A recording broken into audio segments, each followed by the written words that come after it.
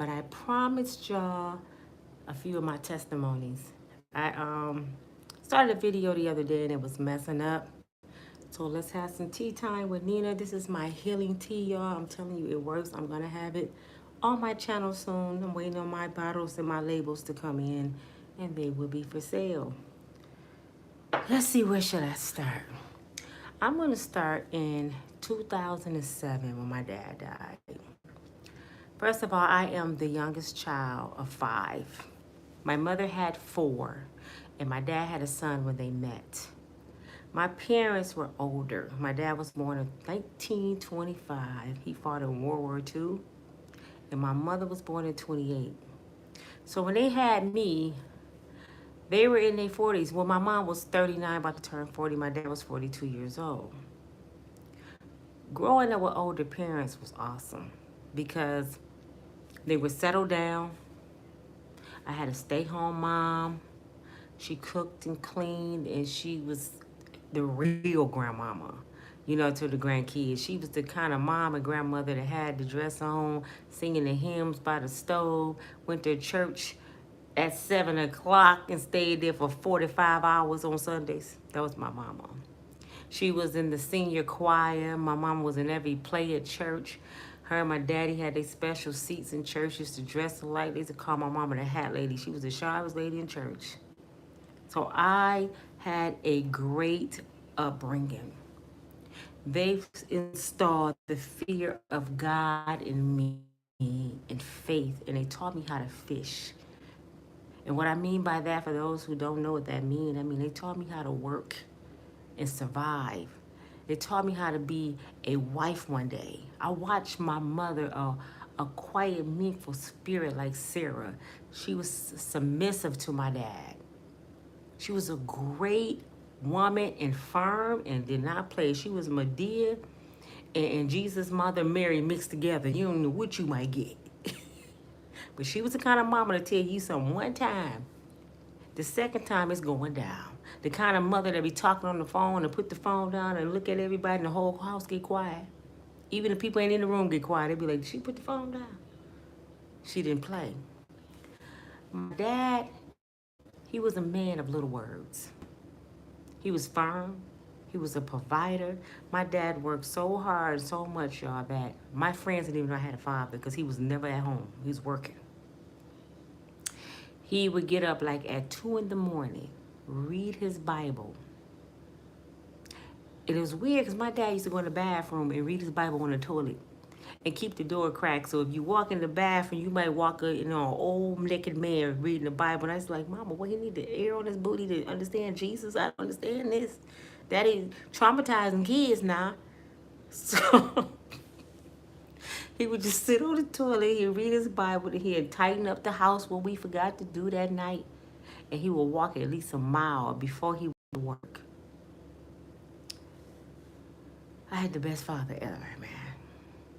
Well, in 2007, my dad, let me go back a little bit. My dad retired at 65 from his profession. He had been there in the same job 45 years. John W. Potter.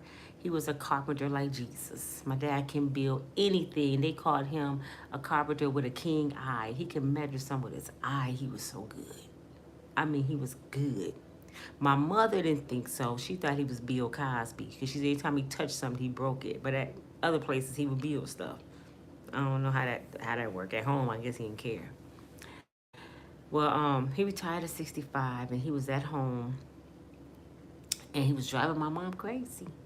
She used to him working. So I used to hear, he was the kind of parents that always bickering, fussing, and fighting about everything.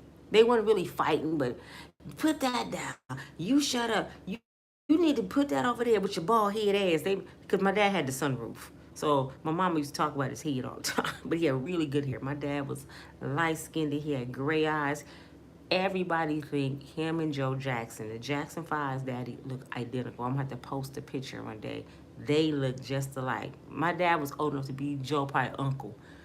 But they look like twins.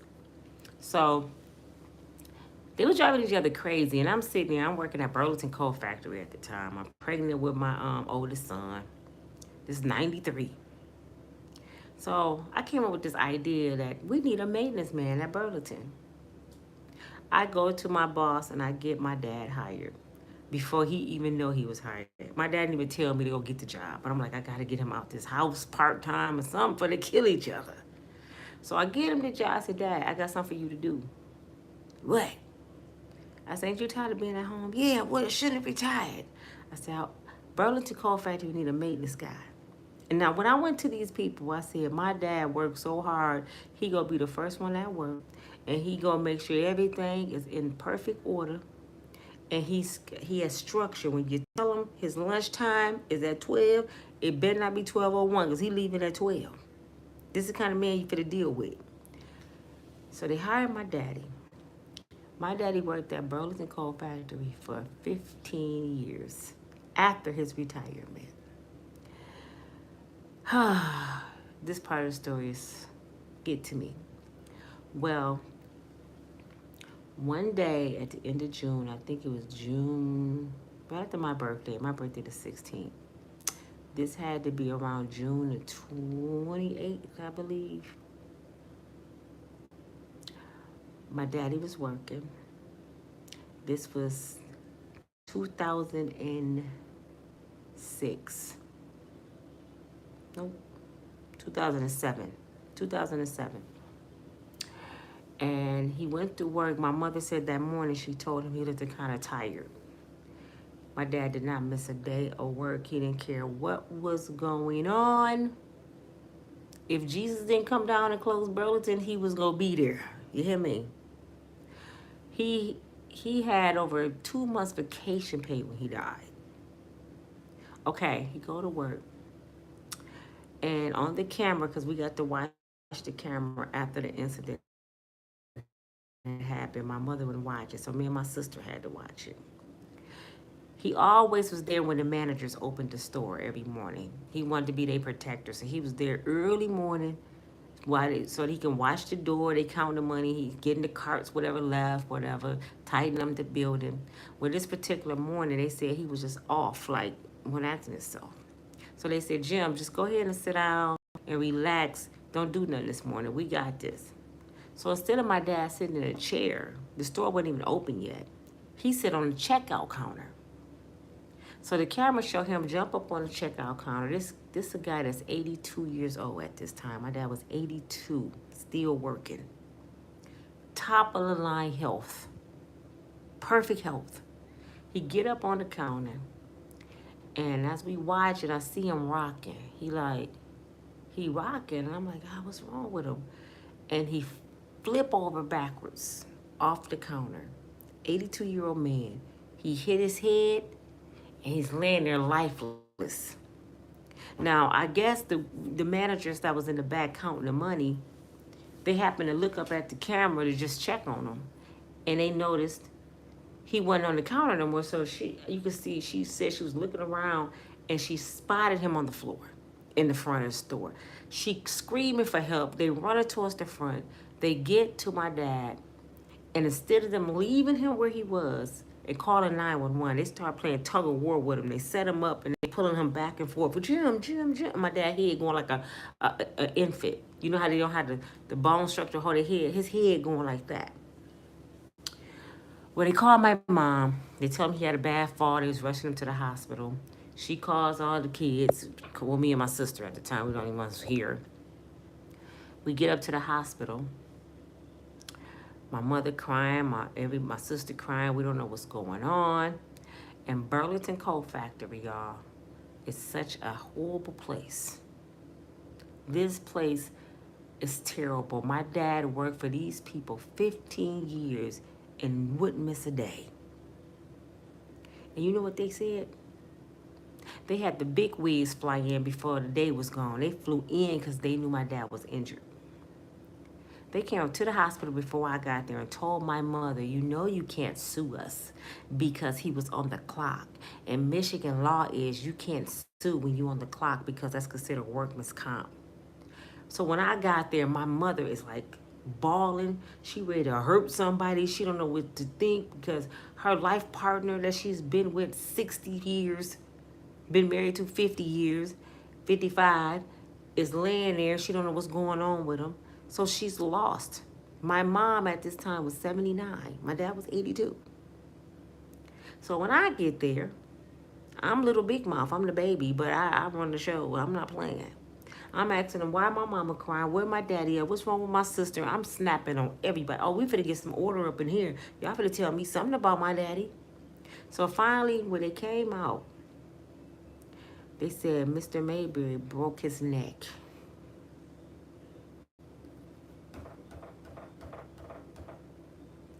He broke his neck. I said, what?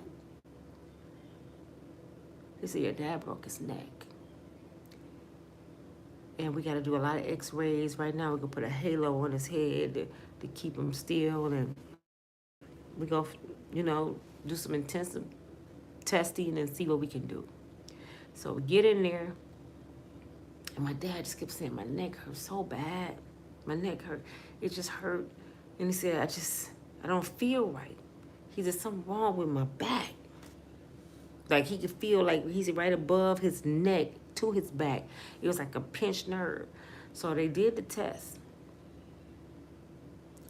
My daddy's spine had collapsed like paper.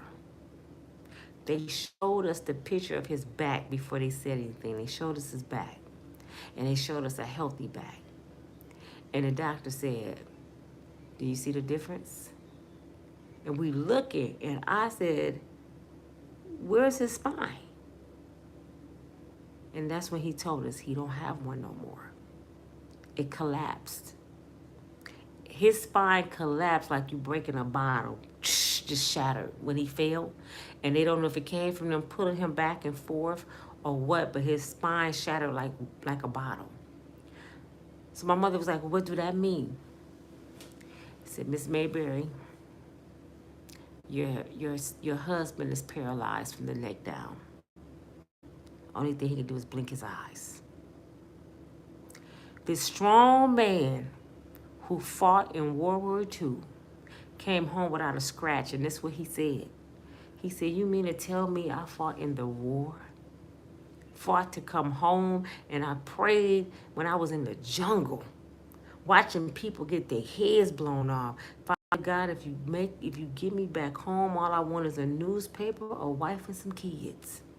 And he had just that. He would get his newspaper faithfully every single day, especially Sundays. So he laying there, and my mama rubbing him. He don't feel nothing. Well, I'm going to skip over a lot of stuff, the medical stuff. My dad's organs started to fail. So the doctor asked him, Mr. Mayberry, what do you want us to do if it comes to life support? He said, whatever my family want to do with me. He said, I done fought a good fight. I've done what God told me to do. I done raised my kids and my grandkids. And I've been taking care of the same girl for almost 60 years. He said, so my time might be up, but I did my due diligence. He said, they can do what they want with me. I went crazy. I lost it. I'm a daddy's girl. I'm the baby. I'm the daddy's girl. I lost it. So I jumps on top of him. He telling him to get me off of him. He's screaming because he can't feel me. He just see me on him. I only see my dad cry twice in his life, in my life.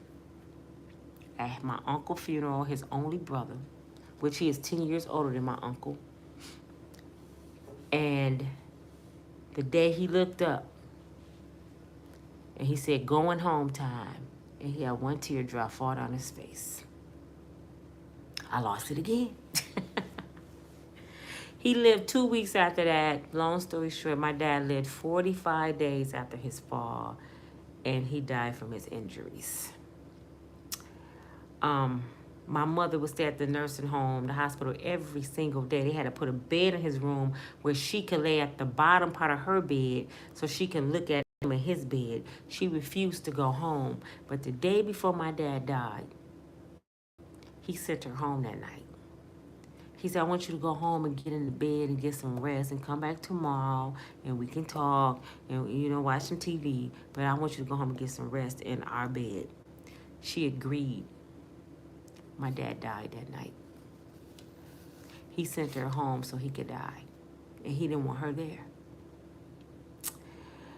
Well, he was the head of our family. So it did some stuff to us. My brother was in prison at this time. My brother was serving 12 to 36 years. At that time, when my dad died, my brother had already been there 26 years. He had already been in prison 26 years. My nephew was in prison. My mother raised him. He was in prison, so they wasn't there. I was the beneficiary after my mom passed.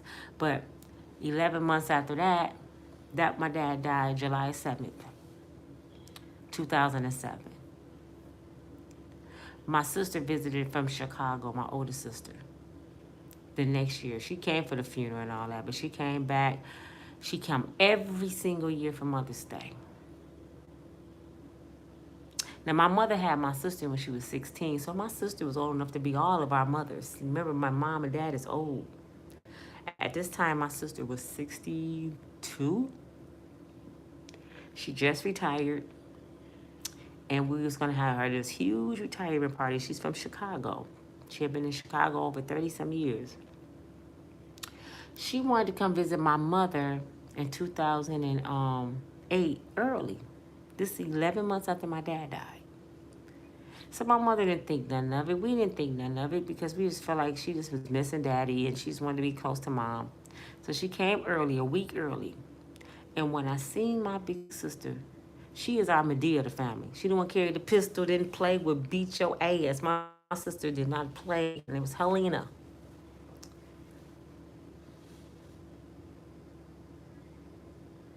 She visited my mom. We came over there, we seen her, and me and her had words because she was saying something about my son had some lines cut in his eyebrows. His friend did it.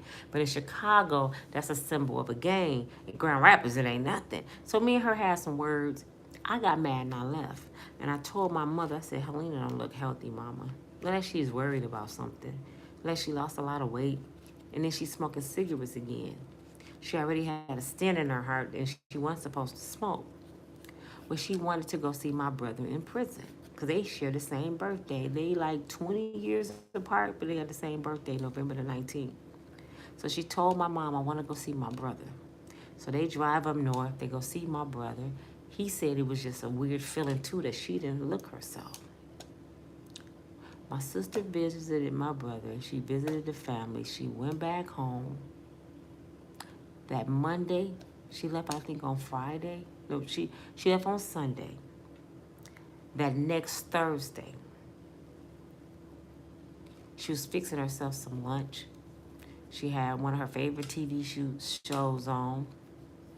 She had told my nephew before he went to work that she wasn't feeling well, that she was going to stay in. She had made her some coffee. She must have laid down for a nap because when they found her body, her coffee was still warm. And she laid down for a nap and never woke back up. She had a heart attack in her sleep. And that was my big sister. 11 months after my dad. Then, her daughter, which is my twin, my oldest niece, named Lamika. We was like this. Looked just like us. My mole here, her mole was up here.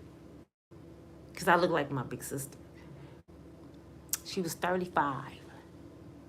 My sister died in May of 2008, okay? December 2008, right before Christmas, we get a phone call from Chicago. And it's my nephew saying my niece in the hospital, her brother. So we're like, well, what's going on? And he said she got cancer. I'm like, ain't no way Mika got cancer. She's only 35. She had ovarian cancer. So I'm talking to her on the phone, and she sounded so weak and sick, and she said, the doctor said I got 6 months to live. And I'm like, no. They don't know what they're talking about. I don't believe them doctors. So I'm telling my mom, so we like, no, no, no, no, no, no. My niece died 2009 at age 35 on Father's Day. And she was the baby. He took it so hard. Everybody took it hard. She had one little boy. She had been married and divorced, prime of her life. So I started putting things together and I said, well, maybe that's why my sister died in her sleep, because she knew my niece had cancer. They just hid it from us. That's why she probably wanted to see everybody. I don't know. But my niece died 11 months after her mama. And 2 years after her grandpa, which was my dad. Well, my mom, she done lost her life partner, her firstborn, who was her best friend. They was like sisters. She was gonna go to Chicago, and my sister was getting a condo, and her and my mom was gonna travel and enjoy life together. My sister died before that happened. And then her first oldest granddaughter died. Before that, my dad's sister, my Aunt Bobby, died. I think she had Alzheimer's. I don't know, but she died. My mother take ill. She gets sick. Next thing you know, my mother is in a coma from a heart attack. Now I'm tripping. I'm like, Lord, I know you're not going to take my mama too. I done lost my daddy, my sister, my niece, my auntie. I know you ain't going to take my mama.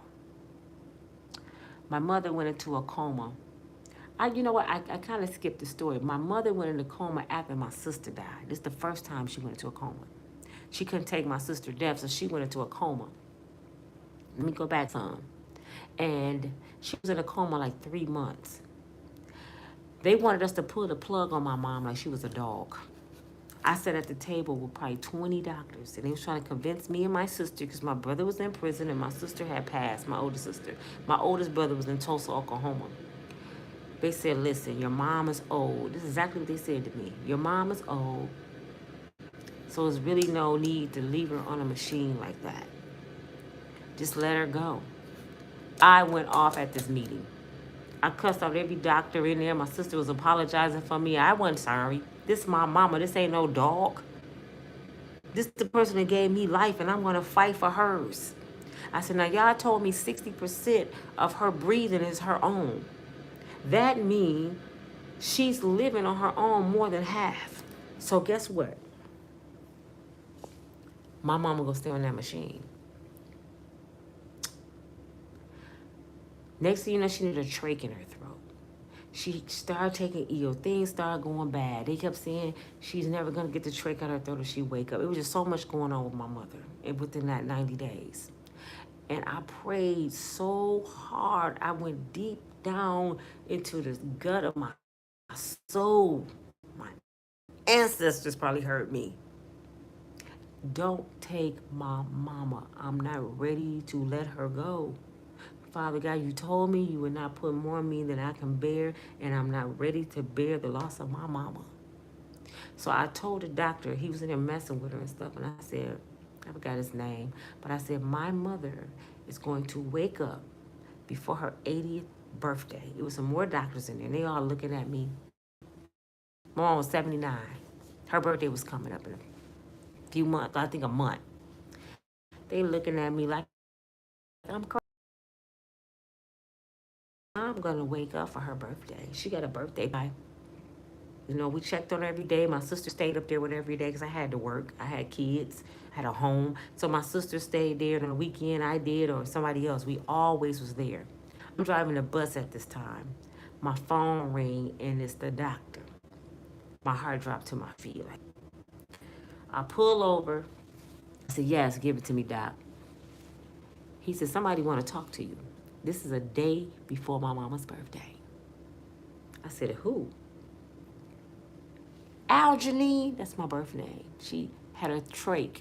She was talking through a trach. They won't give me no greens. Now, when my mother went in coma that day, she was asking for greens. So when she woke up, that's all she remembered in her memory bank, that she wanted greens. I put my head on the steering wheel and I just started praising God. I'm like, that's my mama talking. I can hear my voice again. So I called her sisters from out of town. I got them all on a conference call. They didn't know what I was about to tell them. They were scared. They thought she was gone.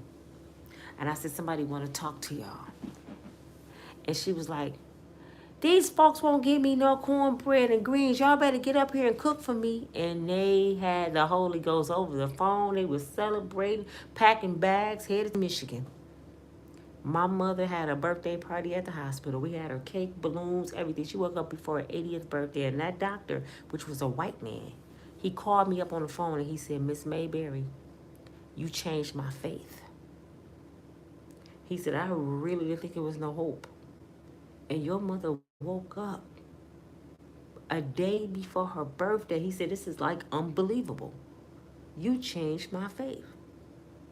When my mother lived a year after that, she was in a wheelchair, had to learn how to walk again. She had to go through rehabilitation. She was back at church on Go Bus with her hats and suits every Sunday. Didn't miss a beat in that wheelchair. Everybody celebrated her coming back to church. She took ill again in 2009, because that was 2008. My niece died. Then my mother had another heart attack. This time it was different. She just didn't seem the same. Her hands would shake. And I remember going to the emergency room with my mom one time, and she was breathing funny, and her hand was shaking. And I looked up to God, and I said, I'm about to lose my mama. My mother about to die. And I just went in and I was laid, and I just wanted to hear her heartbeat. I just laid my head on her chest, and I just wanted to hear her heart beating. Well, a few days after that, I was up there visiting with my sister-in-law, and she never liked my sister-in-law. My brother's wife, she couldn't stand her. This particular day, my mother looked at her and smiled and told her she was sorry. And I'm like, oh my God, my mother really about to die. She just told her she's sorry. What is going on? My mother died that night. Well, actually, nope, I said it wrong. My mother went on a ventilator that night. This was Friday. We had all weekend to make a decision. So the doctor had a female doctor talk to me this time. And they was checking her vitals and stuff. And she showed me the machine. And she said, I heard about the first time when you went and cut the machine off on your mom. She said, I want to show you something. She said, you see that line right there? And I said, yes. She said, your mother don't have no brain activity. She said, the only thing pumping her chest is that machine. And I'm like, no. She said, listen, I'm a faithful woman too. This was a white woman. She said, if you love God and you trust him and your faith is strong as these doctors told me it is, trust God. Cut that machine off, because your mama don't want to live on a machine. You told me that. She said, cut that machine off and see what God continue for her to breathe. My brother signed off from prison. They had him on the phone from prison. My sister standing there, she done signed off. They waiting for me. I called a friend in Detroit. He prayed for me. And he was like, do what's best for your mama. Not what's best for you. Do what's best for your mama. So I go in there and I grab her hand and I said, Mama, if you want me to fight for you, show me something. Squeeze my hand, squint your eyes or whatever, because I'm not cutting off this machine. If you show me any sign, anything that you fighting, I'm going to breathe for you until you can breathe for yourself.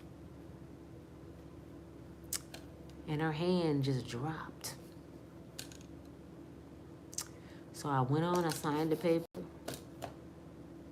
I went downstairs at the hospital and I found this dark room.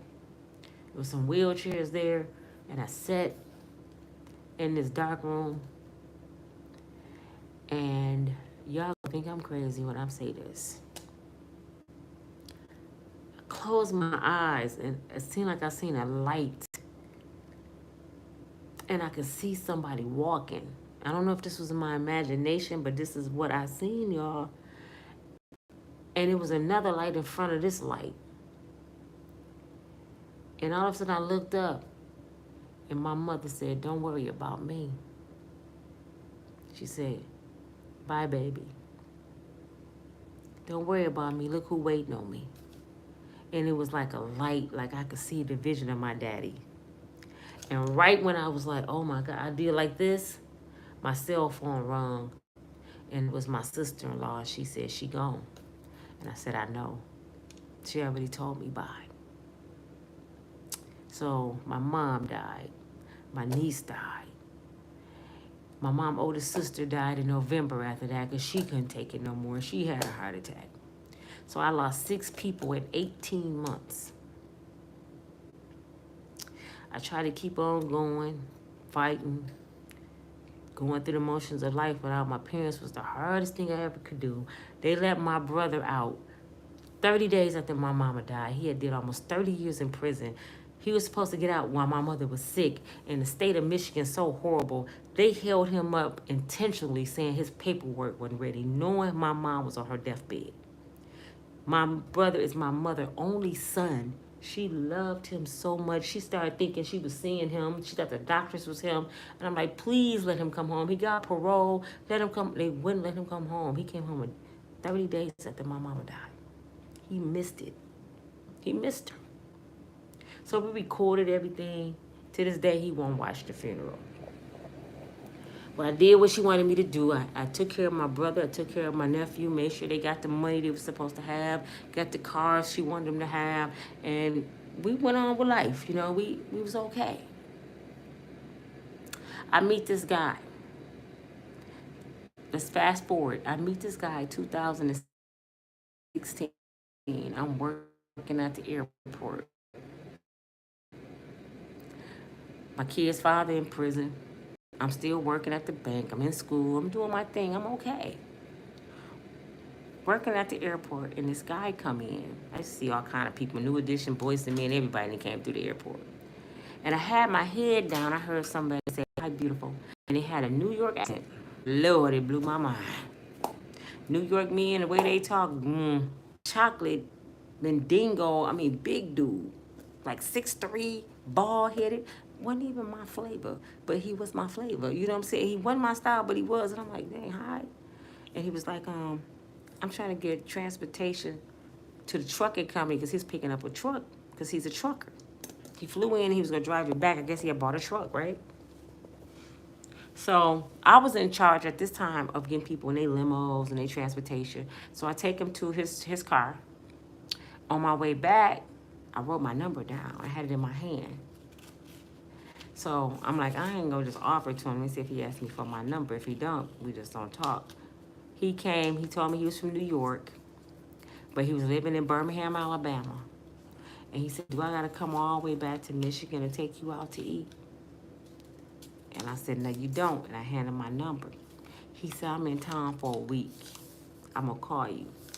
This man called me every day for a week, and I would not go out with him. I'm like, I'm tripping. Nope, I ain't going. His last night, I was mad at the kids about something, and I wanted to get out the house, and he called me. He said, would you come have dinner with me? I left, and I went and had dinner with him. We had the best time ever, laugh and talk like we've been knowing each other forever. The restaurant thought we were married. We was like, this our first date. They couldn't believe it. We just clicked. 2016. And he finally asked me to leave him. He said, why don't you come to Birmingham? You said pass. He said you was waiting because you had to take care now. He said, now let somebody take care of you. This was a 6-figure man. He had a PhD, military man, never been in trouble. He had 3 children. One of them was in Vietnam that he hadn't seen in I don't know how long, his daughter. And he had 2 grown sons. So I kept saying, I don't know. So 2017, I moved to Birmingham, Alabama. packed up, sold everything. I had a 3-story house. I had 2 vehicles. I had a full-time job. I sold everything. He said, come into my world. I got you. 2 carloads of us went down there. He drove to Michigan to help me drive some stuff back. I was there, y'all. I kid you not. 24 hours. My daughter was on his computer and she's saying that he was talking to some white girl that was in the military with him, right? I wasn't being nosy. I just said, who is she? This man disrespected me so bad. He he looked at me and asked me why was I in his shit. I never seen a side of him, y'all. And called me a raggedy bitch. I'm sitting there in disbelief because this man was so good to me and my kids this whole year before I came down to Birmingham, before I sold everything that I worked hard for, before I gave away all my furniture, half my clothes. And now you show me your ugly side? So I called his mother because I had met his mom. We got the same birthday, June 16th. And he barely get along with his mom. You know what his mother said to me? She said, baby, you don't know what you got yourself into. My son is a trip. Now I'm scared. I'm like, oh my God, what have I done? And then I have nowhere to go. I got rid of all my stuff. I don't have a car. I don't have nothing. So the next day he came and he apologized. He said, I'm sorry. I shouldn't have done that. I accepted his apology because I didn't have no choice. I'm stuck. My kids is there. My grandbaby there. We trusting this man with our life. And I'm like, oh my God, how am I going to get out this situation and get us back to Michigan? This man must be crazy. He waked me up on Monday and said, I got something for you. I said, what? He said, come outside. He handed me these keys. He said, push the button. I'm pushing the button. And a BMW alarm started going off. He said, that's your car. He bought me a BMW. Okay? We got a nice place. We living good. He working. The kids there. Everything was going good for like a year. He didn't do that no more. We weren't arguing. He would take me to Florida when I wanted to go. The kids would take them to the ocean. Even invited their friends to come. He paying $200 for rooms. He got 4 rooms, $200 each night. He paying for all the food. I mean, spoiling us. We were all in Atlanta at Six Flags and just shopping. We was on our way to New Orleans and to our first cruise. I mean, we had just a whole life plan. We was to take the kids to Disney. I mean, he was spoiling us. And then all of a sudden, he started training his cousin, who used to be his roommate in college, on his truck. He went back into that college mode. Now I become a problem. Instead of him coming home every 2 weeks on his truck, he'd come home every 2 weeks and he'd stay on his truck because now I realize he's dealing with another woman. This man started mentally tearing me down. Y'all talking about a narcissist? I used to cook and clean for this man. I would pack his food up for 2 weeks so he could have enough food to eat. I would wash his clothes. The house was spotless. I looked good on his arm. Everything he wanted to do, his youth business, everything, I ran it. You know, I tried to do everything like my mom. But it wasn't good enough for him because now he want his space back. He kept telling me to get out his shit. I'm his wife. Get out my shit. Because now he got me where he want me. He got this decent looking woman because he's always, you're so pretty, I love you, I love you, I love you. He got this decent woman and he always say, you don't have nowhere to go. You sold all your shit.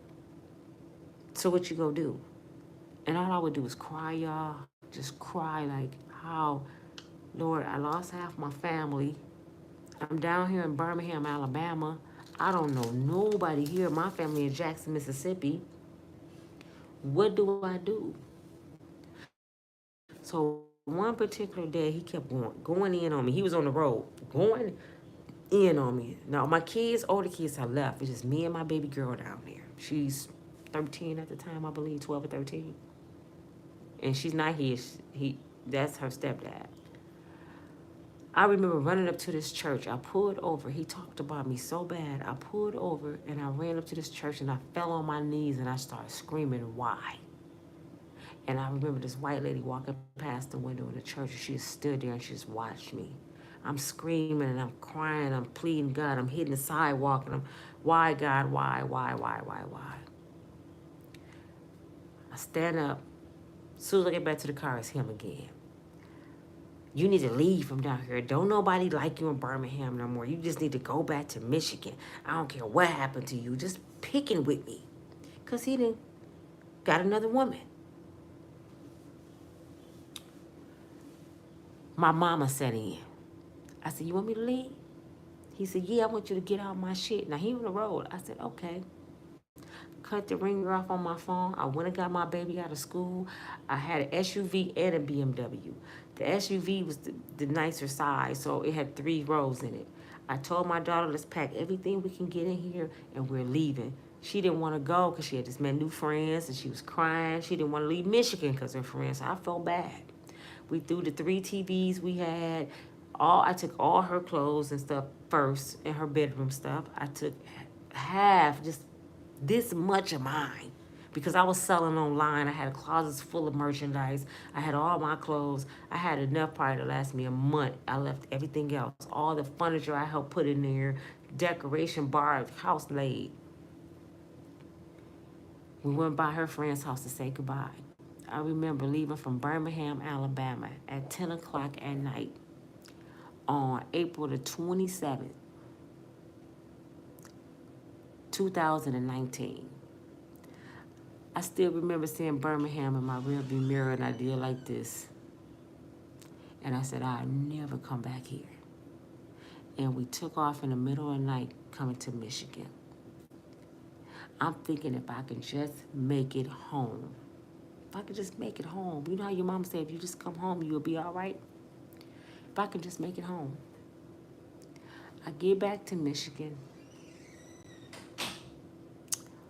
only to be faced with being homeless. My oldest daughter was in a situation with somebody that I couldn't deal with. And she took my youngest daughter in for me. I stayed in my car. Now, I have always been the one who had homes, cars, jobs, boutiques, online business. I didn't have at least 20, 30 family members stay in and out my house at any given time for free. I always was the one to have my stuff together, never been in trouble. And everybody left me in a car. But it was okay.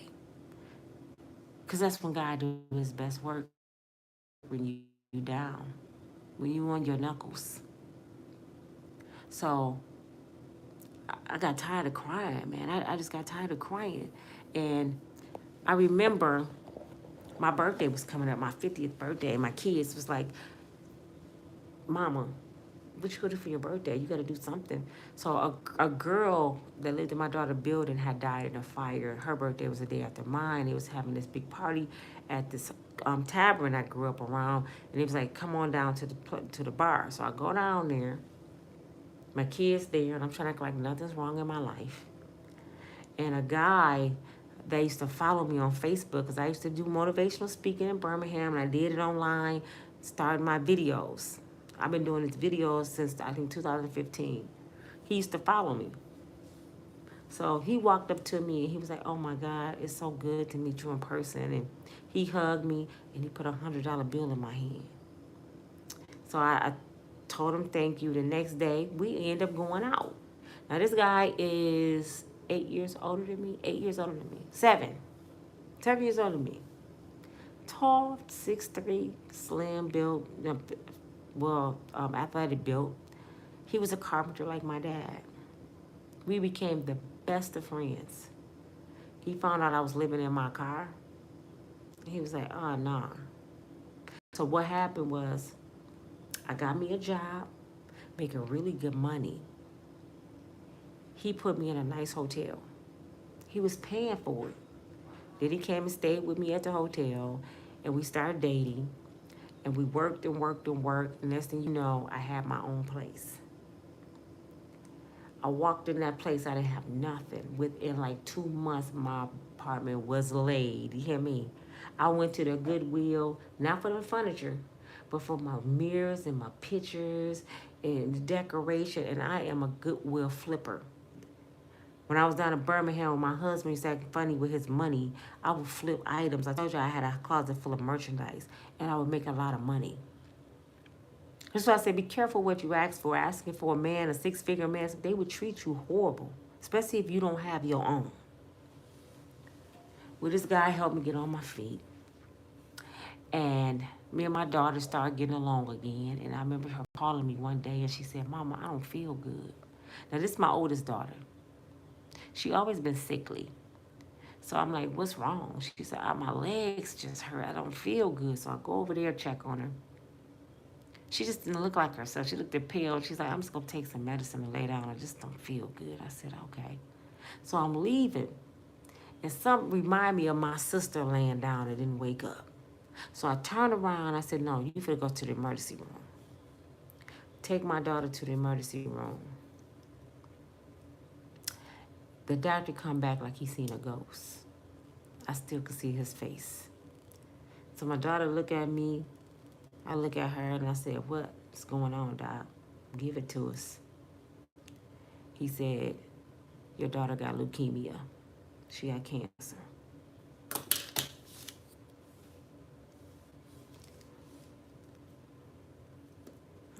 I'm like, Lord, I know you ain't gonna take my baby from me. Nope, not this one. I got mad instead of scared. I got mad. I said, So my daughter started crying. She said, Mom. I said, don't do that. You ain't going nowhere. I called her daddy, her stepmom, her siblings on her dad's side, told them to get up to the hospital, told them what was going on. They all came in there bawling and crying, gathering around her like she about to die. I go in the bathroom. I cut the light off. And I started praying. And when I was praying, I was demanding. I wasn't asking. I said, God, you will not take my daughter. You promised me you won't give me more than I can bear. I done lost half my family, and I can't bear this. Don't take none of my children before you take me. I'm fussing at God. Calmness came over me. I go in there and I ask the doctor, okay, what's next? They said, well, we have this thing from the rare leukemia she have that we can drain all her blood out of her body, break her immune system down to zero, and we replenish her body with new stuff, new blood. You know, we got a way in the machine to keep the blood flowing, but we're gonna put new blood in her. And it's something new, and so far it's been working. I said, come on, let's get started. He said, she got to stay in the hospital probably 2 months. Let's do it. He said, you sure you want to break her immune system? I don't care. I said, my daughter going to walk out this hospital cancer-free. They did it. She went through all kind of complications. She gave the doctors hell for these 2 months. Me and her daddy took turns staying up there. Everybody was rooting for her. She was fighting and fighting and fighting. Ginger works miracles, y'all. We feeding her ginger. We making her drink ginger. We just doing everything. My daughter was cancer-free after, 30-something days, 32 days. They did a test on her bone marrow. They tested her blood. She didn't have a trace of leukemia. Dr. Petterjohn in Grand Rapids, Michigan is the truth.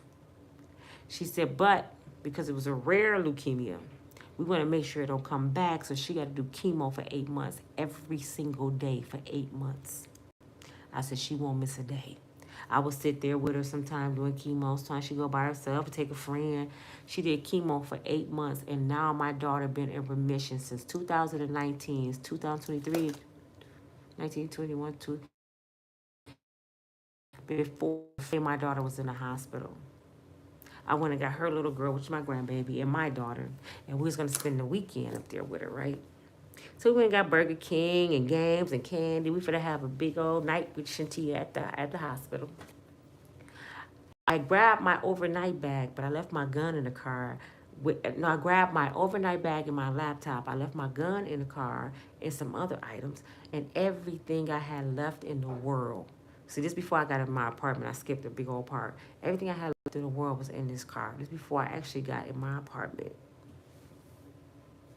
I go out the next day to get some stuff out the car. I'm walking, I got my head down looking at my phone, and I walk up to the parking spot where I parked, and it was a different car there.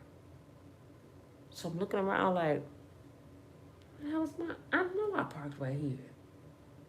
And it hit me like a ton of bricks. My ex-husband. He been wanting my car back the whole time I left. He was mad.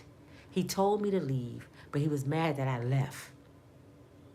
And he had been looking for me, but he don't know Michigan.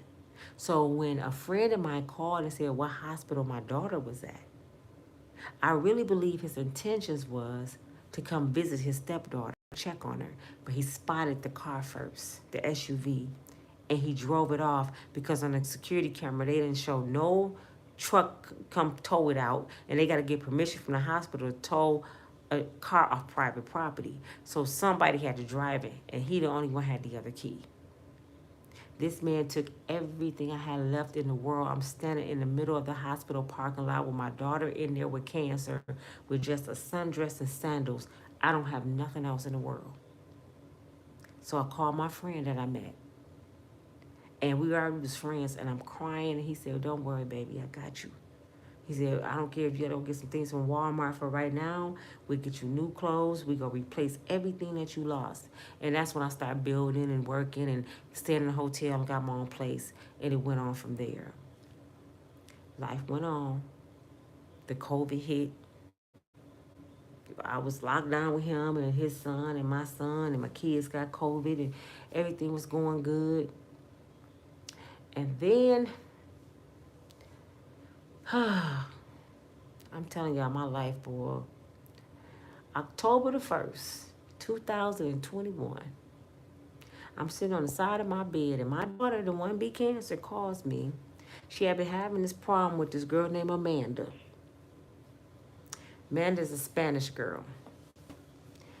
She was still in love with the guy my daughter was dating. So she would come by my daughter's house, and she was pick, and the guy was playing both sides. So I'm telling my daughter, don't even feed into that, just let that go. So she called me on October the 1st. She said, Mama, I'm just sick of this girl. I don't feel good. She said, could you please help me resolve this situation? She said, I know her kid's father lived with her. They're supposed to be there just to co-parent, and he seemed like he a reasonable guy. Maybe you can get us together and we can talk and squash this. Now, I'm the founder of Unbreakable Strong Woman, so this is what I do. I resolve issues. I get women together. I uplift. This is my passion. That's why I'm on YouTube. So I went back to old school. I'm mama. Let's go over here. Let's resolve it before y'all hurt each other. I pull up to the house. She's standing outside. Now, we didn't think she was at home. We went to talk to the kid's father. He a black guy. I said, I'm not stopping if I don't see a man. I go around the block. I come back around. Just me and my daughter. And at this time, my daughter had a surgery because she didn't have complications since her cancer. The whole bottom part of her body had staples across her stomach from hip to hip. So my daughter, my daughter's legally handicapped now from her cancer. So she wasn't able to fight anyway. I go back around the block and I see the guy.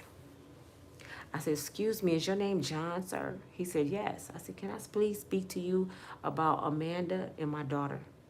He said, yeah, I kind of know a little bit about it. So I back up. I'm across the street, diagonal across, not in front of their house, and I park.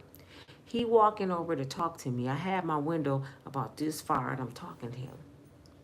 When Amanda come running out of her house across the street where we were, like a raging bull. I'm thinking I locked the door, but I must have unlocked it. And he talking to me. He's calling her like, Amanda, what are you doing? She opens the passenger side door where my daughter was. My daughter got staples in her stomach. She looks at me. My daughter a fighter too, but she was sick. She said, Mama, get her. Before I can say anything, she jumps in my vehicle. This girl about 200 and some pounds, her whole body, and I didn't know at this time if she was slicing my daughter's face or what, but I looked at my daughter. She said, Mom, help me. Her whole face was bleeding. I mean, drenched with blood. I'm panicking. I'm screaming. I'm telling him to get her out of my car. We both stuck in our seatbelts. We never got out of our seatbelts. Her body on top of my daughter, so I can't get her, and she's slicing her or scratching her. She's doing something. So my daughter gouging her eyes out, so she's screaming instead of her baby dad pulling her. He grabs my daughter by the back of her hair, and he pulling clunks of her hair out. I could see her hair in his hands. So she said, Mom, they hurting me. Then he started choking my daughter with the seatbelt. I sell online, right? So I got all kind of shit in my car. I'm reaching. First, I unbuckle her seatbelt because he was strangling her. When I unbuckle my daughter, him and Amanda snatch her out the car. I reached in the back seat and grabbed whatever I could, which happened to be a machete. And it was inside of a leaf because I had just got it from an older lady. She had donated a tackle box with some fish and stuff in it. And it was a nice size little, it wasn't a huge machete. It was like a fishing knife machete. I jump out, and the only reason I grabbed a weapon because it was a man, and I seen him attacking my daughter. So I'm like, if he attacking her, he's gonna hit me. So I go around, and I'm like, are y'all crazy? And when I get around, he has threw my daughter. She went flying past me. She hit her head on the sidewalk. Now her eyes rolling, and she's dazed. She's bleeding. She's not responsive. I lost it. I'm like, oh my God. So I'm laying over her because now the girl, she getting up off the ground because I guess she fell backwards when she helped push my daughter. She getting up off the ground and she's charging back at her like she finna stomp her out while she's out. I'm over her with my right part of my body, and I got the knife in my left hand, and I'm not even left-handed. And I'm just saying, get back, get back, get back. And I'm screaming, protecting my daughter's stomach because she got staples. Get up, get my daughter in the car. I'm arguing with a girl. We cussing, back and forth. I pull off. I call the police. My phone about to die. I'm telling the police where to meet me. They telling me they don't know where that store at. I said, well, meet me at Burger King on the South Division. Soon as I said that, my phone died. My daughter's screaming, her face burning, skin just hanging off her face. Like, it's just like somebody had mauled her face. And her hair was missing. It was all in the car, all on the dashboard, on the sidewalk. She said, just take me home. My baby about to go to school. Mama, take me home. I get cleaned up. Oh, my God, my face on fire. We get on the highway and go straight to her house. Get her cleaned up, get my grandbaby off the bus. And I said, we got to go back, talk to the police. She's not getting away with this. So we go back. I call the police, tell them, I just spoke to you about an hour or so ago about my daughter. I want to do a police report because she was attacked. Pull up to Burger King, y'all. The police pull up behind us, and I said, would you like us to get out, officer? He said, I would like you to get out. He has asked me my name. I told her. He started reading me my Miranda rights. I'd never been in trouble in my life. And I'm looking at him like, what the hell is wrong with him? He said, you under arrest. For what? My daughter is the victim. He said, no, the victim is in the hospital. What victim? When I was laying over my daughter and I was telling her, get back, she got nicked under her knee by the machete. And it was so sharp, just by touching her. She had to get, I think, 19 stitches. And it was about this long, but it was deep. And it cut some tendons where she was in the hospital, had to get a surgery. They had to go down, even though it was short. I didn't even know I made contact. I wasn't even trying to cut nobody. I was just trying to keep them away from my daughter. I spent a night in jail. I got fingerprint. I got mug shot. From that day, October the 1st, 2021, my life has been upside down. I just, I got my apartment. I was between jobs again. Because of the COVID, I had lost my job. So I get charged with felonious assault with a felony. I took all the money I had left in the world, which was $3,500. And I hired the best attorney that I could, who they used to call the Bulldog in Grand Rapids, John Beeson. This man in beat murder cases, drug cases. He took my case for $3,500, and he normally charged $10,000 to $15,000. And everybody said he shouldn't have charged me that because it was my first offense. She jumped in my car, but the only thing is I was by her house. I wasn't at her house. I was across the street, and I had permission from her kid's father who lived there to park and talk. That's the only reason I parked my car. Prosecutor wouldn't give me a break. They wouldn't make me a deal for a whole year. I'm like, Beeson, you can't give me no kind of plea, nothing. So I had this pinned to felon. I couldn't even drive for Uber. I couldn't do nothing. I fell behind on my rent, and I said, Lord, don't let me be homeless again. I couldn't get no money, so I started driving DoorDash. They finally let me in DoorDash. That's the only job I could get. DoorDash, I was making a little over $100 a day. And next thing you know, my brother, who had it all the time, he's like, the state of Michigan ain't gonna take you to trial. That's too, you ain't never been in trouble. Why would they take you to trial? They took me to trial because I wouldn't plead to a felony. I went to trial, y'all. They said these people supposed to be my peers. Everybody in there was white besides me and my attorney. The judge, the prosecutor, and the jurors all was white. So I'm looking at like these people got my life in their hands.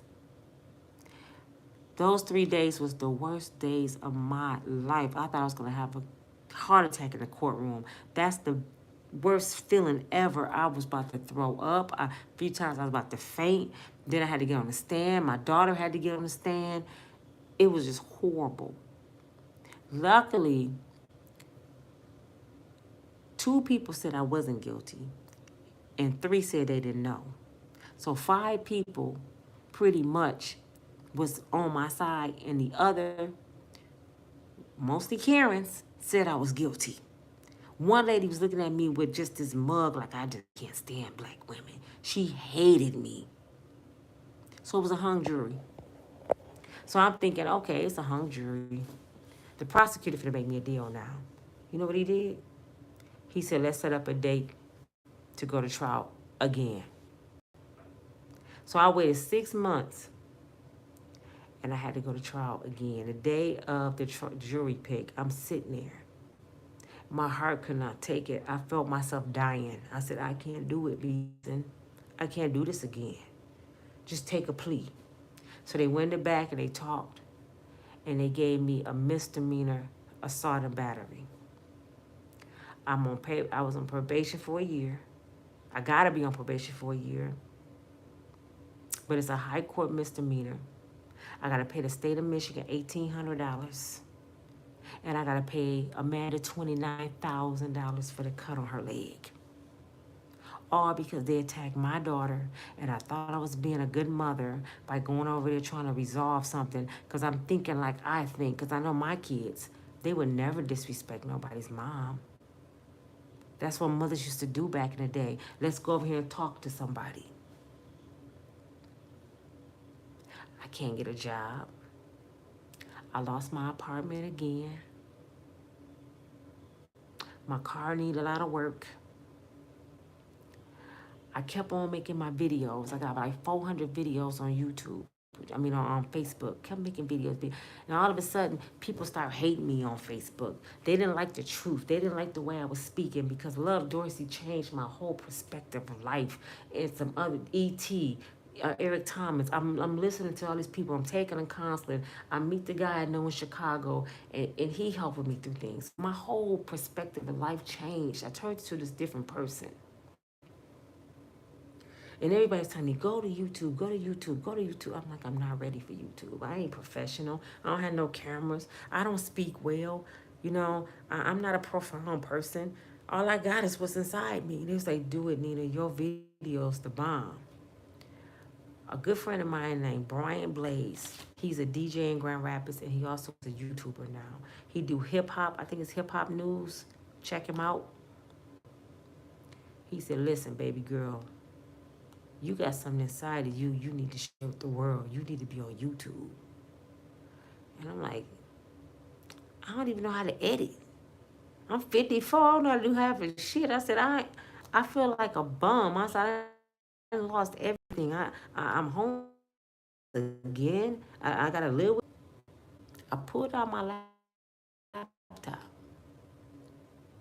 And it seemed like I heard God say, it's time, go, do it.